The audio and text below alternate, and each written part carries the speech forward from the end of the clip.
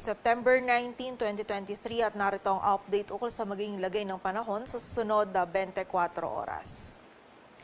Patuloy pa rin umiiral ang Intertropical Convergence Zone or ITCZ dito sa bahagi ng Mindanao kung saan ngayong araw magdudulot pa rin nito ng mataas na tsansa ng mga pag-ulan, pagkidlat at pagkulog sa ilang bahagi ng Mindanao. So pag-ingat pa rin po para sa ating mga kababayan sa posibilidad ng mga pagbaha at pagguho ng lupa. Samantala sa nalalabing bahagi naman ng ating bansa, ngayong araw ay magiging bahagyang maulap hanggang maulap yung kalangitan.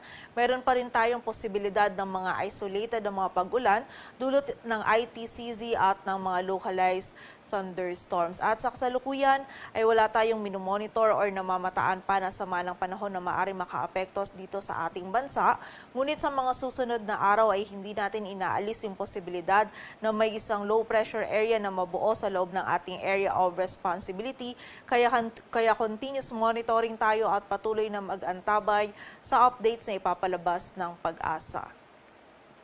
At para nga sa magiging lagay ng panahon ngayong araw ng Martes, dito sa buong bahagi ng Luzon kasama na dyan ng Metro Manila ay magiging bahagyang maulap hanggang maulap yung kalangitan. Dahil nga po hindi pa gaano ngayong nakakaapekto muli ang habagat or yung southwest monsoon sa ating bansa, ay na-expect natin na magiging mababa yung tsansa ng mga pag-ulan, pagkilat at pagkulog. Ngunit meron pa rin po tayong posibilidad ng mga isolated na mga pag-ulan. Ito yung mga panandalian at mga biglaang pag-ulan lalong-lalo na sa hapon at gabi. Dulot naman yan ng mga localized thunderstorms. And ang ating mga regional offices ay nagpapalabas din po ng mga thunderstorm advisories or mga babala ukol sa mga pag-ulan nito. Kaya kapag po tayo ay lalabas, huwag pa rin natin kalilibutan yung mga pananggalang natin dito sa mga pag-ulan na ito. Agwat ang temperatura dito sa Metro Manila ay mula 25 to 33 degrees Celsius.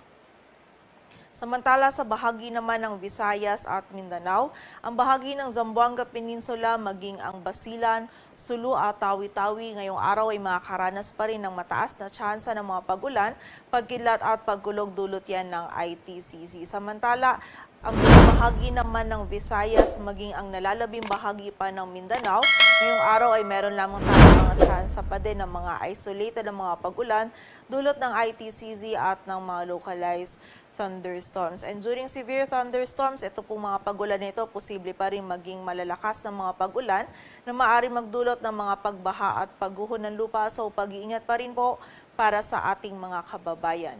Agwat ang temperatura sa Cebu ay mula 25 to 32 degrees Celsius at sa Davao naman ay 25 to 32 degrees Celsius.